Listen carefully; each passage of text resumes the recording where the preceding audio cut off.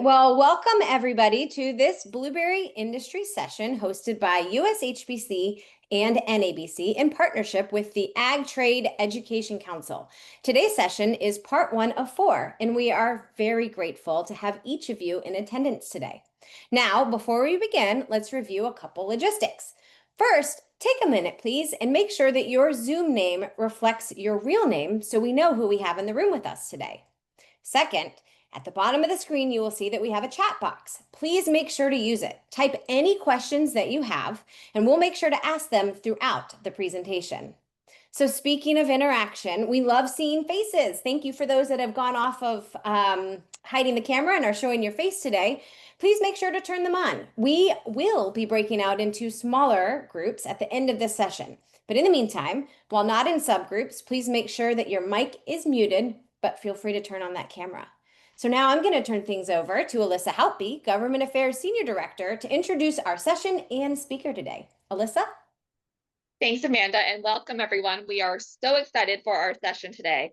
In today's global economy, understanding U.S. trade policy isn't just a political issue.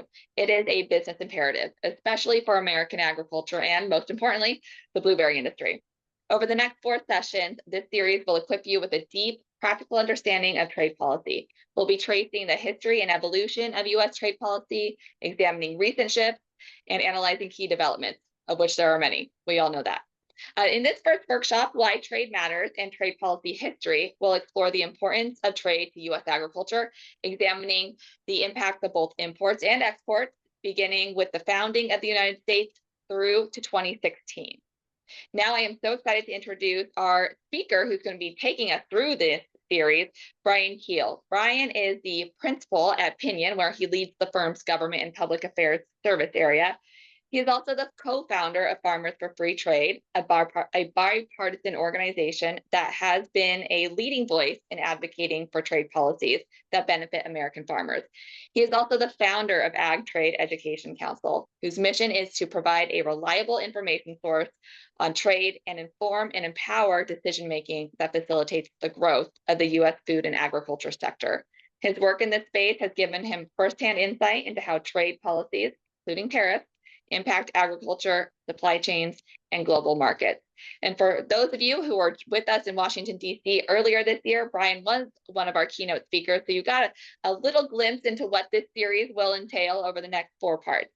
With that, I'm going to turn it over to Brian to lead the session today. Brian? Thank you so much, Amanda and Alyssa. Great to be with you all, and great to be with all the folks who have dialed in today. I'm going to go ahead and share my screen, and then we'll get rolling. So give me 1 second while we make this transition. There, can you see the screen okay? Good. All right, so as Alyssa said, my name is Brian Keel. I'm director of the Agriculture Trade Education Council. ATEC is a 501c3 nonprofit.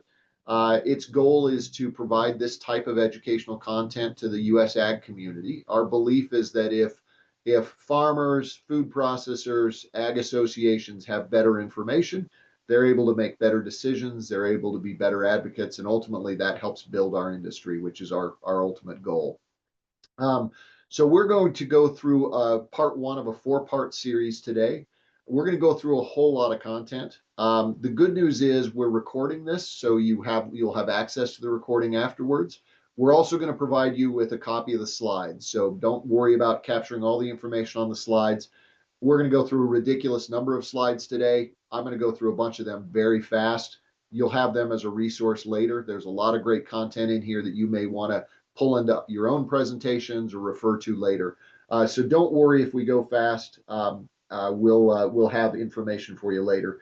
The other thing I'd note is you can ask questions as we go. Please put those into the chat or Q&A box, and we'll be monitoring those, and we'll have certainly an opportunity to pause. So with that quick introduction, we've mentioned ATEC already. Pinion, if you don't know Pinion, we're a 90-year-old company founded in Kansas. We're the nation's largest ag business advisory company. We've got 40 offices throughout the United States. Undoubtedly, a lot of your growers are our clients. We work from policy to plate, we like to say. So I do the policy work.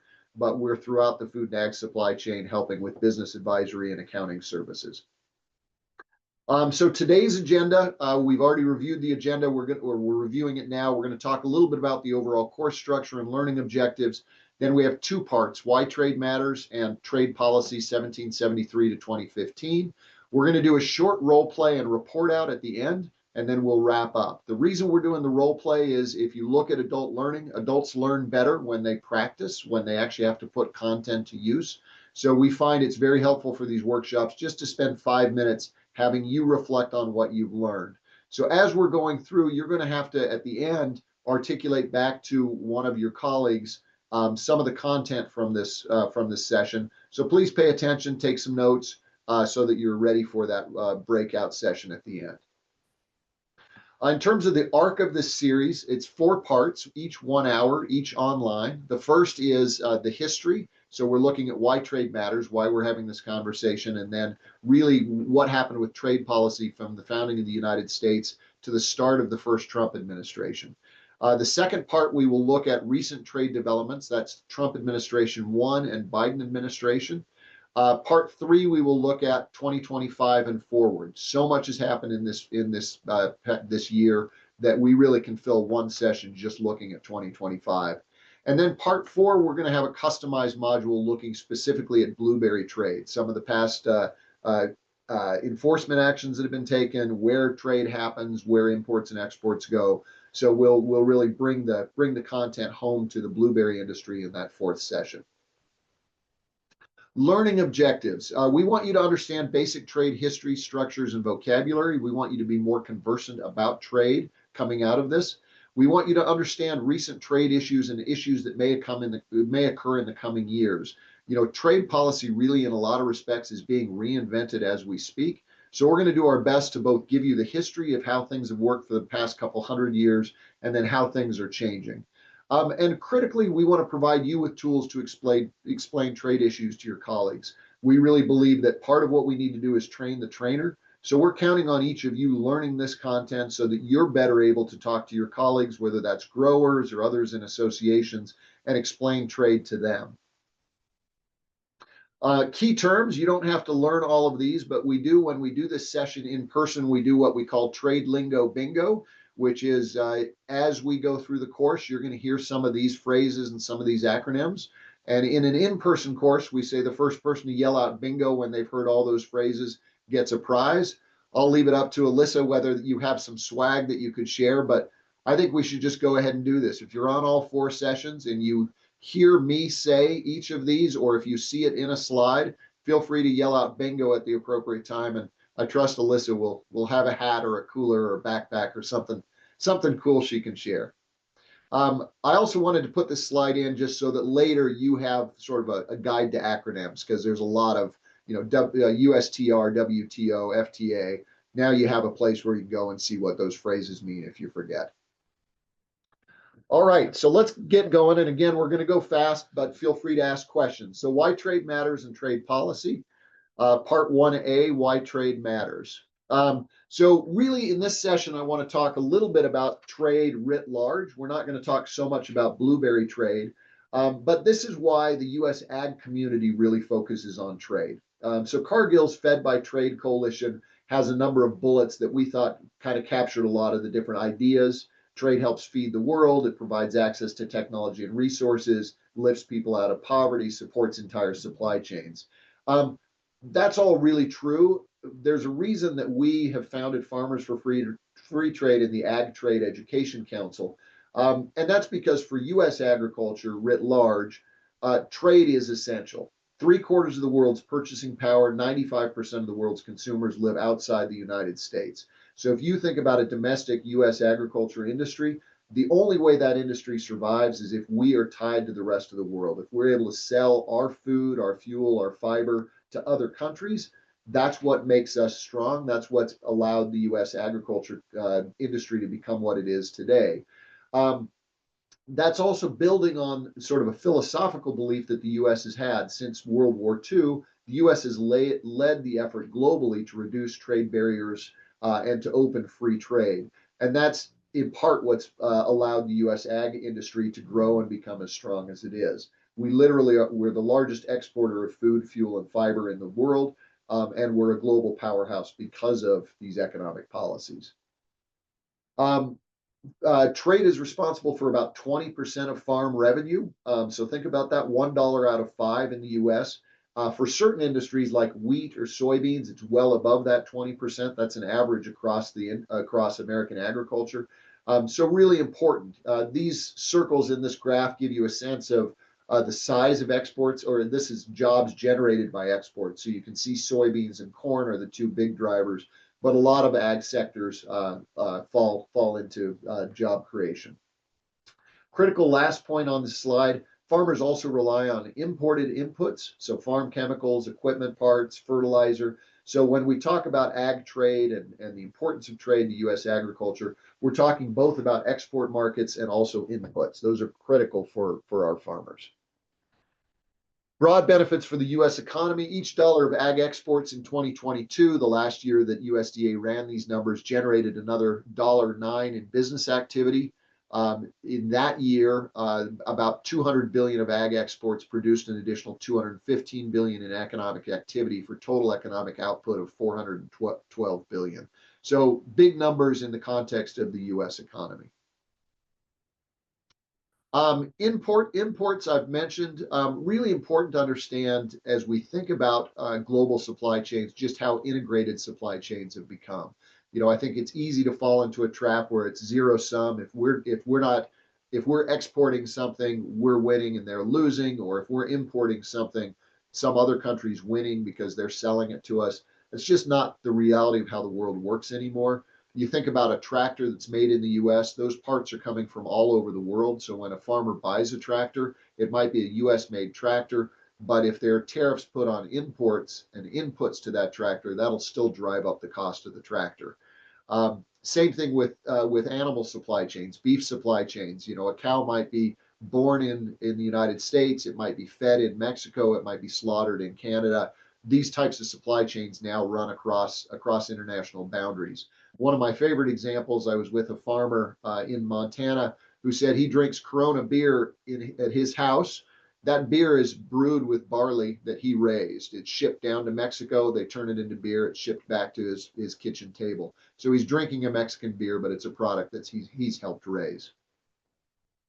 Top U.S. ag export markets for 2024 in order were Mexico, Canada, China, the EU, Japan, and South Korea. The top three, Mexico, Canada, and China, kind of vie for first place depending on the year and what's happening with trade. But those are the powerhouses. When we talk about our ag export markets, it's Mexico, Canada, and China, each about 30 billion depending on the year. So the lion's share of our trade are with those three countries. Other countries are certainly significant, the EU, Japan, and South Korea being the next in line.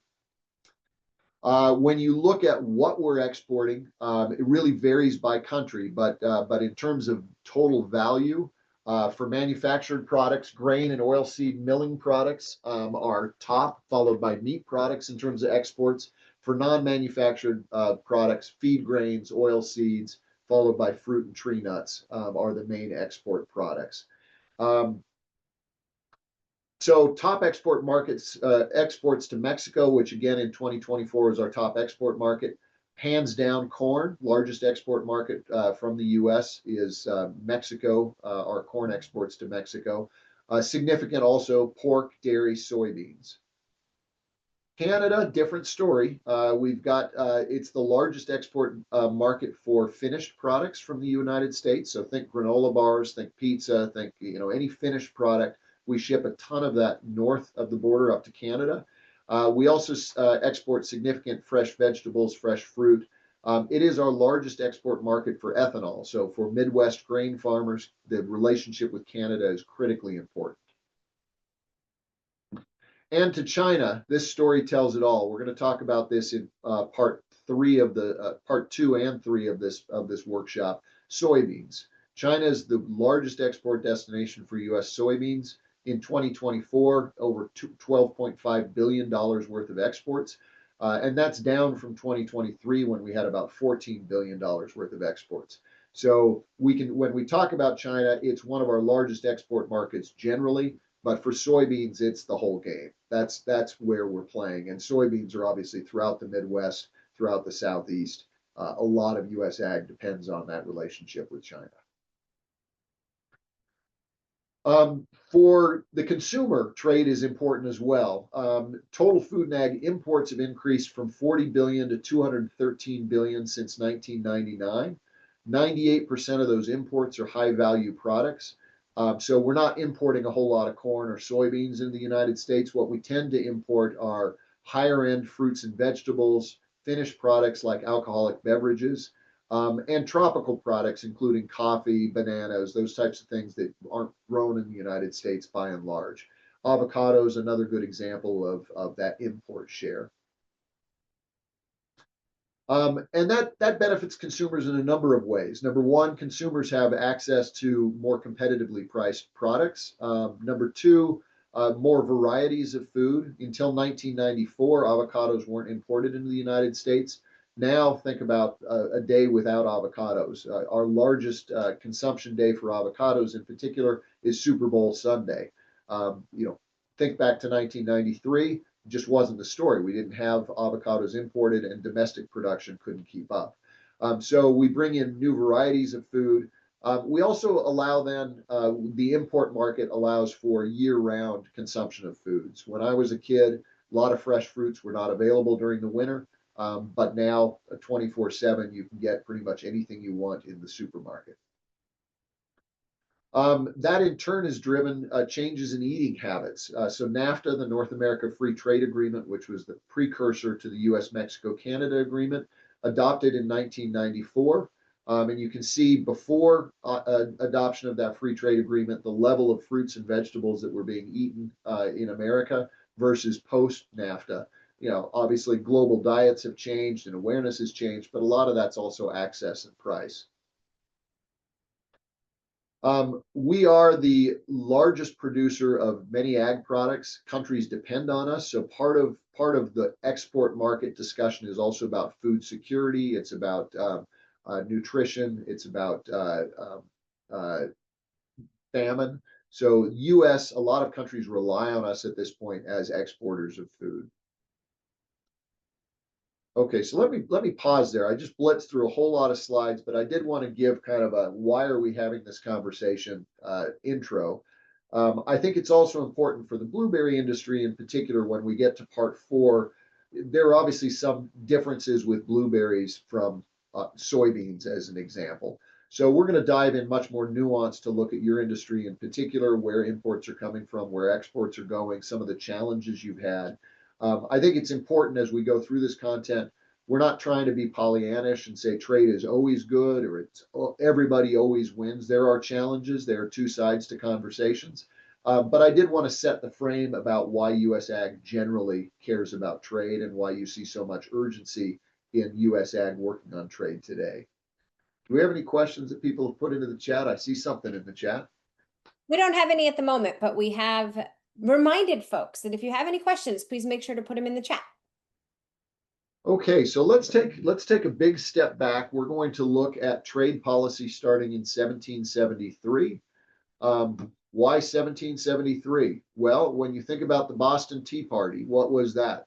That was a trade dispute. It was over the tax that was being put on tea, imported into the colonies. So trade disputes and trade history is not something that's new. It's not, we may have just started really focusing on it since Trump won because it became a much hotter topic, a much more consequential topic. But when you think about the history of the United States, trade really goes back to our origin story. And a lot of the way we deal with trade is rooted in that tradition. So we're going to take a little bit of time to talk about history of trade and tariffs. So before the Constitution was ratified, the Articles of Confederation are what governed the colonies. And at that time, power for trade really resided with the states. The states were allowed to tax foreign goods shipped from overseas, and they were allowed to regulate goods coming across their borders or across the borders of colonies. So you think about the history back then, totally different situation that that North Carolina and Virginia could levy tariffs on each other to control ag exports, for example, between the colonies, and the states could levy tariffs on goods coming into their harbors. With the ratification of the Constitution, we moved to a federal structure where we said we're going to vest that power with the federal government. And this is a really, really important section or article of the Constitution to be aware of if you're going to talk trade. Article 1, Section 8 of the Constitution grants Congress the power to lay and collect tariffs. Really critical because every day we're hearing about the president laying tariffs. And one of the things we're going to explore in this course is how did we get there, since the Constitution, Article 1, Section 8, clearly gives power to Congress to lay and collect tariffs as well as all taxes. In terms of history, it's also important to note that Congress's first legislation that it passed was the Tariff Act of 1789. So we create the United States, we ratify the Constitution. The first bill that the new Congress takes up is a Tariff Act. So again, these are not new conversations. These are deeply rooted in who we are as a people. So here's the text of Constitution, Article 1, Section 8. The Congress shall have the power to lay and collect taxes, duties, imposts, and excises. All duties, imposts, and excises shall be uniform throughout the United States. So two really important concepts. Number one, this is congressional power. Number two, we're not going to have different standards for different states. So you're not going to see a tariff on avocados imported to Canada or to California and a different tariff on avocados imported to Texas. We're going to have one consistent standard for how we do excise taxes or tariffs. Three inflection points. So when the United States was founded and we ratified the articles of the Constitution and we had that first Tariff Act, the reason that we had the Tariff Act as the first act of Congress is because that was how the government was funded. Literally all of the revenue coming into Congress in those first years was revenue from tariffs. We put a tax on imports. That's where we made our money. That's how we funded our government.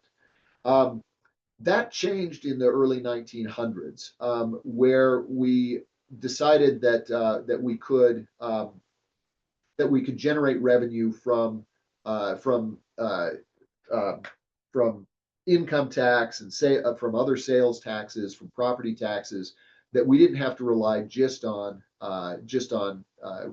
tariff revenue. And in fact passed a constitutional amendment allowing for the imposition of an income tax. So in the early 1900s, President Wilson cut tariffs from an average of 40% to an average of 12%. And what that means is, on average, we had a 40% tariff on all goods coming into the United States. Before that action by President Wilson, we cut it down to a 12% average tariff. So a pretty dramatic shift in the last 100 years, moving away from tariffs. Now that was short-lived because that was a pretty big change for the United States, and obviously a lot of economic interests were implicated by that shift away from tariffs. A lot of industries that had been protected by tariffs spoke out and said they didn't like the tariffs being removed. They wanted tariffs on foreign goods to go back into place. So in 1922, Congress passed the Fordney-McCumber Act, which restored and raised tariffs above 1913 levels. That became even more pronounced during the Great Depression when President Hoover signed the Smoot-Hawley Tariff Act, which raised nearly 900 tariffs. That sparked a global trade war that depressed global trade by 66%. Now I'm going to try to do something I shouldn't do, which is show a video in the middle of an online, but we're going to see if we can do this and if you get volume. So let's just see if this will work. Can you see the YouTube? Do you hear it? The sound is low. No sound? Nope, no sound. But if you stop share and then hit share again and click share my computer audio, that's how you'll get the sound. Say that again, I'm sorry. If you stop your screen share real quick and then go to share again, before you hit the second share button. In 1930, the Republican-controlled House of on. Representatives, in an effort to alleviate this is the why I effects should of not do the this. anyone, Okay. the Great Depression, passed the. There we go. We're gonna go Okay. back. All right. So when you when you click share and then you get the boxes to share, on the right side, you'll see share sound and click that box. And then that'll make sure it shares your computer sound too. I'm glad that we have someone who knows what they're doing on this. Bear with. Let's see if we can get back there. Now we're going to go share. We're going to go to here. And where am I finding? There's share sound. There we go. There you go. Now, are you seeing my screen? Yes. In 1930, the Republican-controlled House of Representatives, in an effort to alleviate the effects of the, anyone? The Great Depression, passed the, anyone? The tariff bill, the Hawley-Smoot Tariff Act, which, anyone raised or lowered? Raised tariffs in an effort to collect more revenue for the federal government. Did it work? Anyone? Anyone know the effects? It did not work, and the United States sank deeper into the Great Depression. So, thanks for indulging me. Hopefully you're able to see that. And for those of you who don't know, that's a clip from Ferris Bueller's Day Off, which is a classic movie and a wonderful little scene about the Smoot-Hawley tariffs. But so you may have heard of the Smoot-Hawley tariffs. I think the key thing that's important to know is that after Smoot-Hawley, where we saw the Great Depression really exacerbated as global trade dried up and was depressed, Congress and the American people, by and large, moved away from tariffs. People at that time said, you know what, tariffs probably aren't the best thing to be doing. They're taxes on imports, they're taxes on trade. It can really restrict economic activity. And post Great Depression, the U.S. really moved full force into a free trade standpoint. Part of that was also coming out of World War II. So, after the Great Depression, we had World War II. And I think one of the lessons of World War II was that the world had become very balkanized, that obviously Germany rose up and was free to attack other countries. And the United States in particular, and our allies coming out of World War II, said, okay, in order to avoid that scenario in the future, one of the ways we're going to avoid the next great war is through economic integration. We're going to tie countries together economically in the belief that if they're trading, they're less likely to go to war with each other. So we had, on the one hand, this belief and this understanding that tariffs really impacted us negatively economically.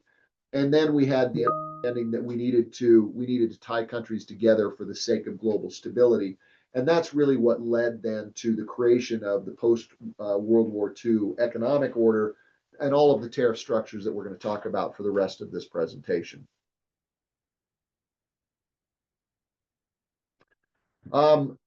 Some of the lessons relating to tariffs and some of the reasons why tariffs were seen as having economic downsides. One is that these things tend to snowball. So if you put in place a protectionist tariff, and we saw this with Smoot-Hawley and sort of that pushback with the Fordney Act, when an industry is protected, adjacent industries ask for protection as well. So if you're an aluminum industry, and let's say you're protected from aluminum imports by high tariffs on aluminum imports, a beer can manufacturer might say, well, okay, now I'm being hurt because aluminum is more expensive for me to manufacture beer cans. So the way to protect me is you should put tariffs on beer and beer cans that are being imported in the United States. So you tend to see tariffs and protectionism expand. So the snowball effect. Retaliation is another thing. Countries each have their own economic interests. So when one country raises tariffs, countries tend to retaliate and say, well, we'll raise tariffs. And so you see these trade wars tend to expand where countries start to make economic activity less and less efficient. And that drags down the economy generally. Ronald Reagan, I think, referred to trade wars as two guys sitting in a boat, both shooting holes in the bottom. You can do that for a while, but eventually the boat sinks and both parties lose. Arbitrage, an important concept just also when you think about the unintended effects of trade wars. So if we put tariffs on China as we did in 2018, it didn't necessarily onshore business to the US. What it did is it took business out of China and put it into, for example, Vietnam, who then started selling products to us. Sometimes that was transshipped, where a Chinese product would go to Vietnam and come into the US. In other cases, whole industries would move to Vietnam, reestablish, their shirt manufacturing plant, and start selling to the US. So it's not that you'd see shirt manufacturing move to the US as much as you just shift it around. So let's talk a little bit about trade policy post World War II and how we got to the current economic structure. So 1934, and as a reaction to the high tariffs under Smoot-Hawley, the Congress passed the Reciprocal Trade Agreements Act. This was tariff cutting, and this started before World War II, where the executive branch started negotiating tariff cutting deals with 25 countries and offering what was called most favored nation status to third countries.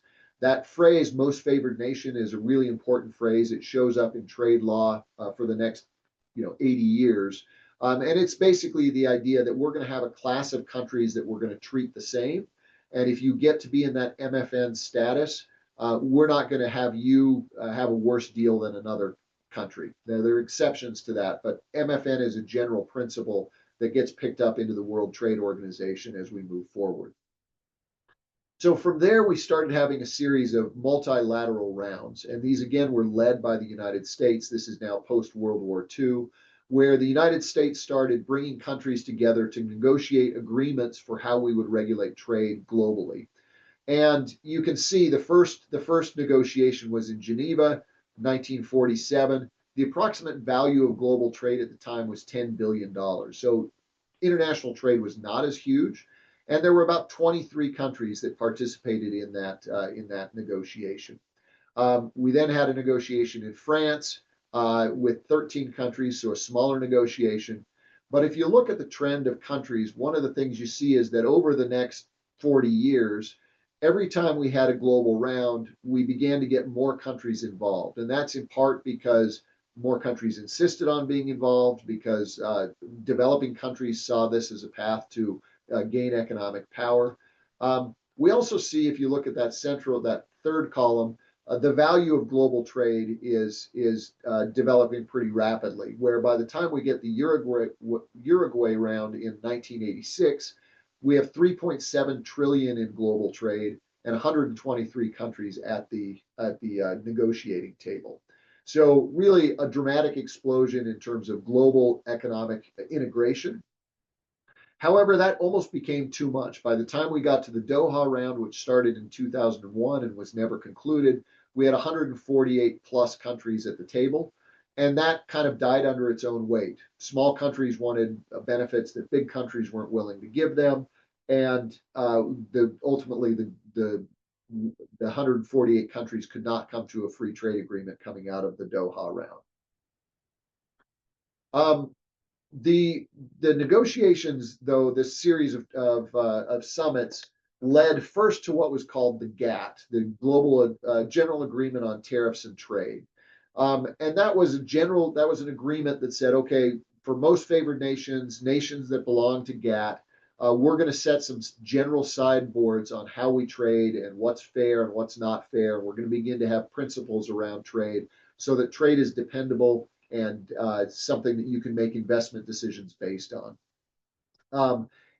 The World Trade Organization came into existence in 1993, and it was built on the back of GATT.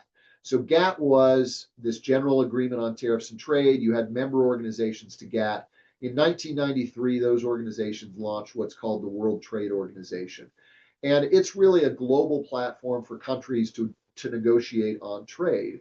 And so, for example, the WTO has the most favored nation trade principle, that if you're in the WTO, you need to offer all countries the same standards unless they're in a free trade agreement, which we're going to talk about in a moment.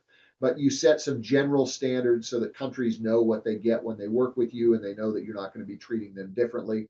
We also tried to set up global standards on things like sanitary and phytosanitary measures so that countries wouldn't use the risk of a fungus as a hidden disguised trade barrier We wanted to make sure that there were standard rules of the road that were not protectionist.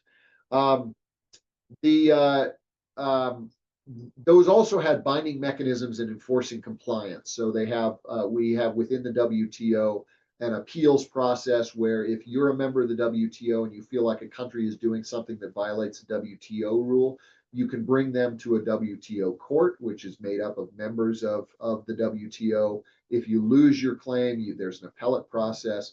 So the idea of a rules-based trading system really came out of this whole series of negotiations out of the GATT and into the WTO. And that's really what stabilized trade and made it predictable over the last 100 years in the United States or in the world. Implication for agriculture.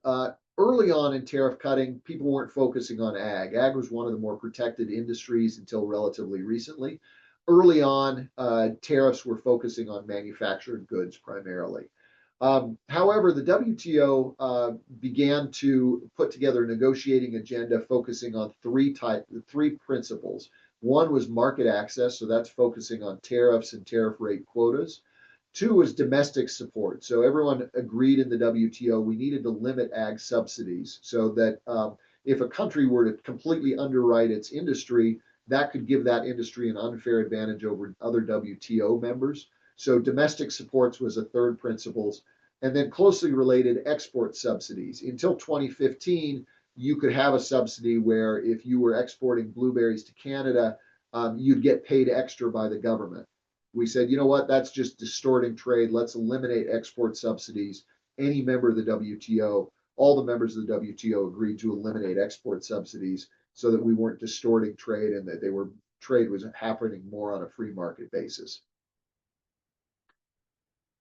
So WTO's true north, when you think about what the WTO is, number one, transparency and notifications, really important. So countries file data with the WTO so that you understand how trade's happening and what the tariffs are.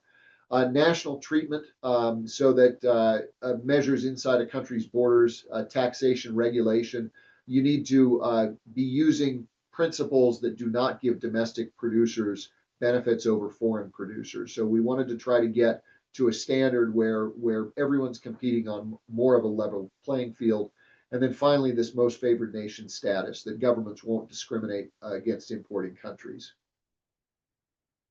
U.S. trade laws, these are in the news and you're going to hear a lot about these. Critically, Trade Act of 1974 and what's called IEEPA, the International Emergency Economic Powers Act. So recall earlier in the presentation, we talked about Section 1 or Article 1, Section 8 of the Constitution, giving Congress the power over tariffs. Congress, in turn, in these trade acts, gave some power back to the president for specific reasons. So Section 122 of the Trade Act of 74 says the president may issue 15% tariffs for up to 150 days to address a balance of payments issue or currency valuation. Section 232, the president may issue tariffs to address national security issues, but only under certain circumstances. The president has to declare an emergency. The president has to report to Congress. Congress gets a chance to review. So you have these structures set up to give the president some tariff authority, but with congressional oversight. IEEPA is a special case in that it does not actually mention tariffs. It gives the president the ability to regulate commerce, to respond to a national emergency. Typically, that's been used, for example, with sanctions against Russia. We'll use IEEPA to say, okay, we're putting sanctions on their oligarchs. It has not been used for tariffs until under President Trump. All of the tariffs that we'll talk about in future sections, not all of them, but most of them, President Trump has said stem from IEEPA, that he has power under IEEPA to declare tariffs.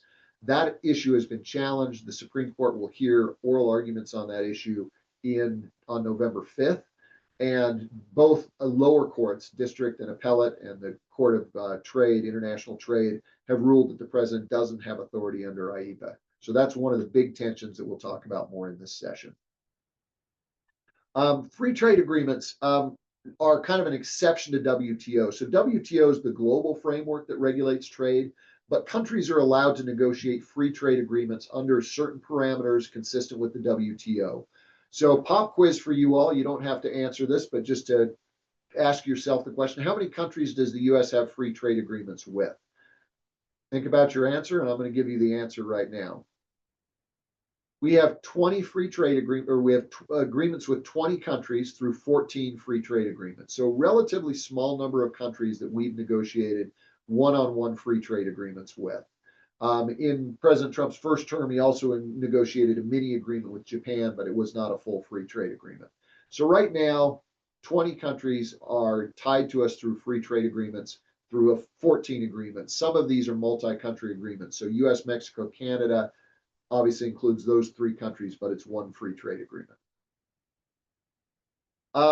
So we've talked about how Congress has delegated authority to the executive branch. Post-World War II, in addition to looking at bilateral free trade agreements, we've started focusing on global multilateral free trade agreements.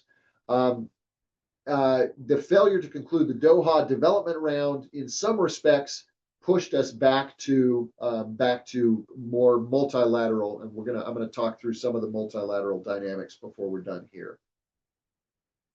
FTA WTO relationship. So this is where I mentioned most favored nation status is a general principle in the WTO. The exception is if you have a free trade agreement. A free trade agreement is negotiated between 2 countries or between multiple countries. It needs to be global in what it covers. So it can't just be an agricultural agreement. A free trade agreement needs to cover all market sectors.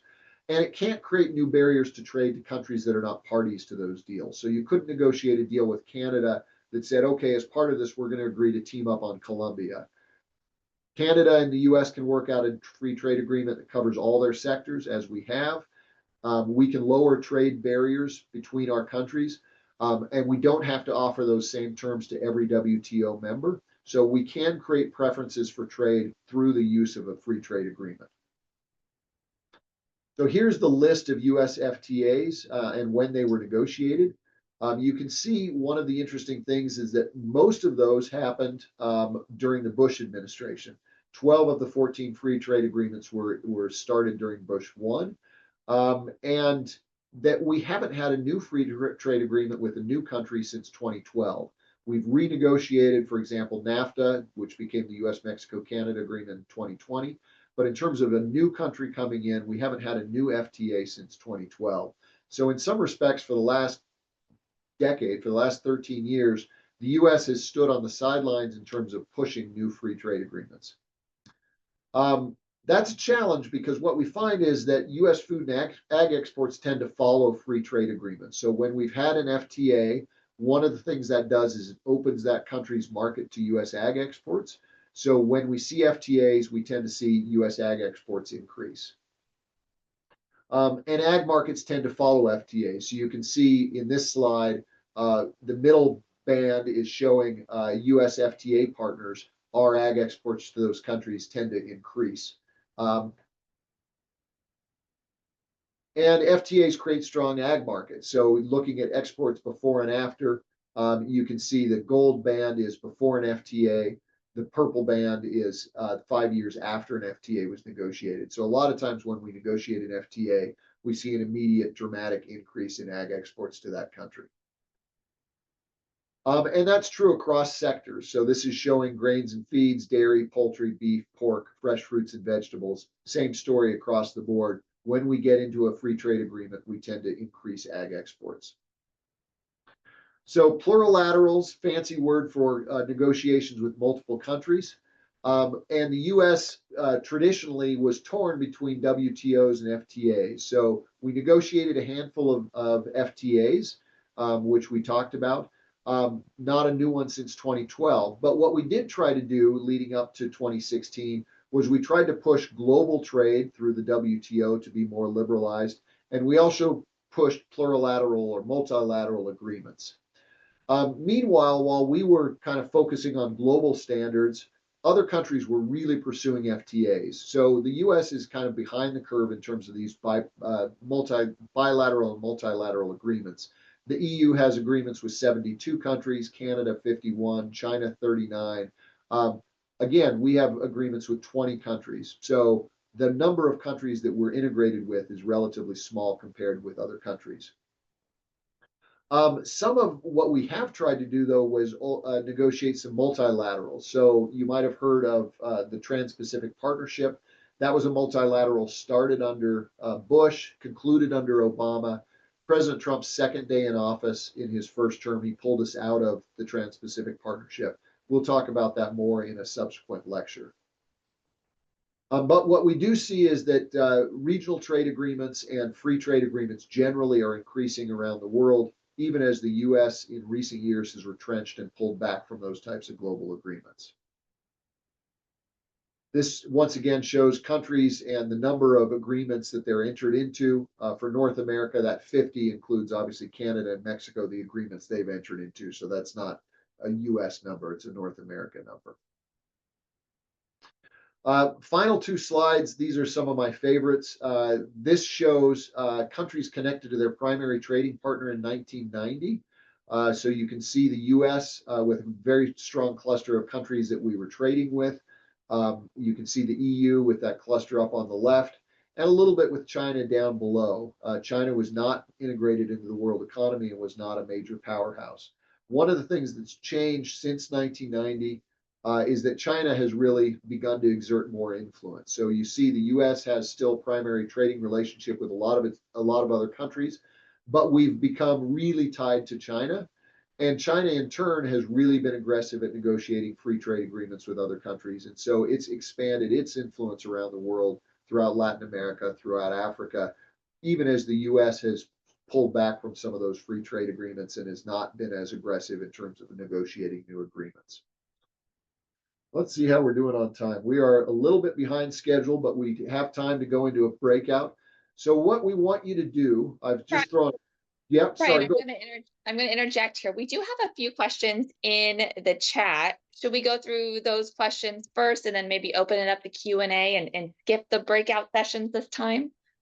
We can do that. Yeah, let's go ahead and call an audible and we'll do that. That's wonderful. All right. Yeah, let me go ahead and read our first question, which is, what would be the difference between IEEPA and a Section 232? So IEEPA, the International Emergency Economic Powers Act, again, does not specifically mention tariffs. So it gives the president the authority to regulate commerce in the context of a national emergency. So again, that's been primarily used for sanctions, as an example. It's never been used for tariffs. 232 under the Trade Act of 1974 is specifically for tariffs. President can levy tariffs for a national security purpose. And so where the president has used that authority, both in his first term and now in his second term, President Trump has used that authority, for example, for steel and aluminum. So he said it's important that we have a domestic steel industry for manufacturing so we can build tanks and planes, same thing with aluminum. So he's put tariffs on inbound steel and aluminum to give an advantage to domestically produce steel and aluminum, on the belief that that's going to make us stronger from a national security perspective if we have domestic production. So that's 232 versus IEEPA. Right, and our next question is a lengthy one, but it has to do with domestic supports. It says, as recently as 2023, there have been or currently are subsidies to plant trees in Serbia and Turkey post 2015. These wouldn't seem to be quote unquote green box. Are they operating under some exemption, such as a de minimis? Also, the EU and Turkey were supporting 50% of the cost of new processing facilities post 2015. How do these fit? Wow, that is a lot in there, and probably I'll hedge on this one and say we'll cover a lot of that in the Blueberry presentation specifically. So I mentioned that one of the principles of the WTO in the context of ag is subsidies and limits on subsidies. So unlike export subsidies, which now are just prohibited, you can still have agriculture domestic subsidies, but only certain types of subsidies and only to certain levels. It's a complicated system. So there was a reference to the green box. There's different levels that you can have of subsidies, and if you exceed those, then another country can bring a WTO claim to you. So the U.S., for example, I think most would argue, has some domestic subsidies. For example, crop insurance is underwritten by the federal government. That's a domestic subsidy. We argue that our subsidies are within our WTO compliant, and we do not have too many subsidies. If we feel that Turkey or another country is exceeding what's allowed under the WTO, we can bring a claim against them, and we've done that, claiming unfair subsidies. So individual industries can bring claims to the WTO, claiming that a country is unfairly subsidizing its industry. I think I probably won't dive into those specific examples, in part because I'm just not that familiar with them. But when we get to the blueberry section, we can look specifically at domestic supports in other countries. Thanks. And this next question, I think you're going to dive into in much greater detail when we get to the blueberry session. But the question is about imports within these free trade agreements. For example, in blueberries from Peru, there's a lot of blueberries coming into the United States from Peru, and that has increased a lot since 2009. And this person says that she doesn't know that the U.S. has exported to Peru in the same manner. And I can jump in and say, no, we do not export fresh blueberries to Peru in the same manner that Peru imports into the United States. But Brian, do you want to touch on that? Yeah, I mean, as I said at the start, the goal of this workshops is not to be Pollyannish and say all trade is good and it's always fantastic. It can have challenges, and when we liberalize trade and make an agreement that we're going to reduce tariffs, that can allow, for example, blueberry imports from Peru, which if you're a domestic producer, you may not like. If you're vertically integrated, maybe you like them. If you're a processor, maybe you like them. If you're a consumer, maybe you like them. But I can see how a domestic producer might look at it and say, well, this is lowering my price because we've got these imports.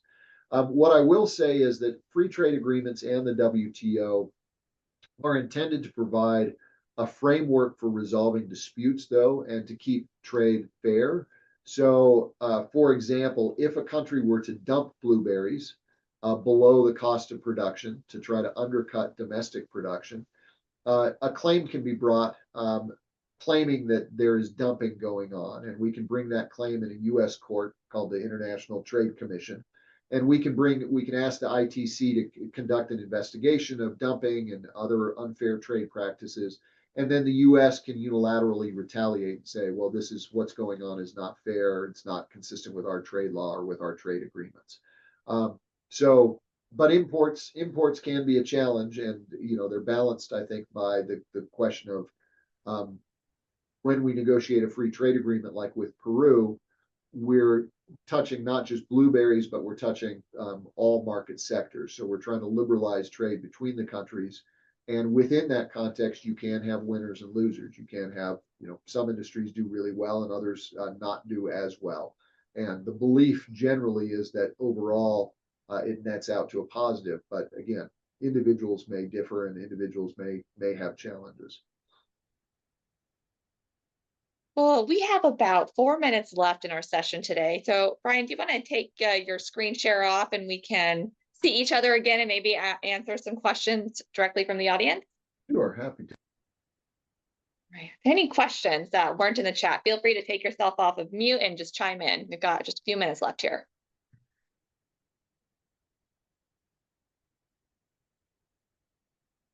Any other questions? Now we're getting shy.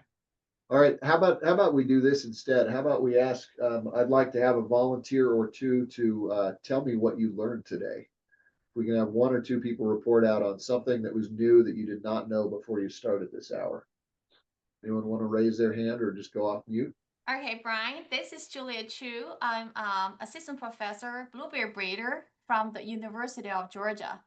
So Nice. I am working in the public sector, but I'm relatively new. It's very I like your presentation very well, but like I said, I'm in the science area, so scientist, kind of outside your area of expertise. But it's really understandable. So what I learned from your presentation today is that trade has been kind of like in favor from the history, and because if we embargo trade through raising tariff, it didn't work. And during the history of U.S., but when the trade opened up in a fair and monitored level, when it's expanded, it's helping U.S. economy and global economy. However, within each individual trade, I also learned that there is like, it's not like everybody is a winner because it's a free trade. So in this sense, when it's protected to be a fair game, when it is a game and you have winners and losers, but overall it's foster the economic growth of globally and per country per se. So that's what I take home. I think it's a good lesson. I'm sure other people have insights as well. But thank you for the class. That was great. Thank you for that summation. Anyone else want to chime in on something that you learned that you didn't know? Or ask a question if you'd like. We've got another minute. I can share. I'm Kinsey Clish with North Bay Produce. I just thought it was really interesting how you mentioned that certain aspects of trade actually increase fruit and vegetable consumption. Like you mentioned NAFTA, you mentioned a couple specific trade agreements, and I think that's important for all of us to keep in mind in our businesses, that we want to increase consumption of fresh fruits and vegetables. And some of these things, it sounds like done correctly, can actually help with that. But yeah, just really appreciated this. I didn't know most of this information, so really appreciated learning more about trade in general and kind of how we've gotten to where we were, I guess, up to 2016, but looking forward to seeing the picture to today. So thank you. Thank you for that. And you're absolutely right. Trade promotion of products is a big piece of the trade story that we'll talk about in future sessions. Okay, well, thank you so much, everyone, for joining us for our first session. As a reminder, our second session is on October 14th. You can register on the North American Blueberry Council website, just like you did for this first session. And just keep in mind, today's session was very broad. It was kind of the foundational education session, and we're going to become more and more narrow in scope as we go through this series. And we'll definitely get to the specific trade concerns, both on the export side and the import side, that are important to you all. So we thought we would start with kind of that broad foundation and narrow ourselves down as we go further. So Brian, thank you so much for the presentation. Thank you so much to everyone else who was able to join us this morning, and we hope to see you at our next session on the 14th. Thank you. Thank you Alyssa. so much. And thank you, Amanda. Take care.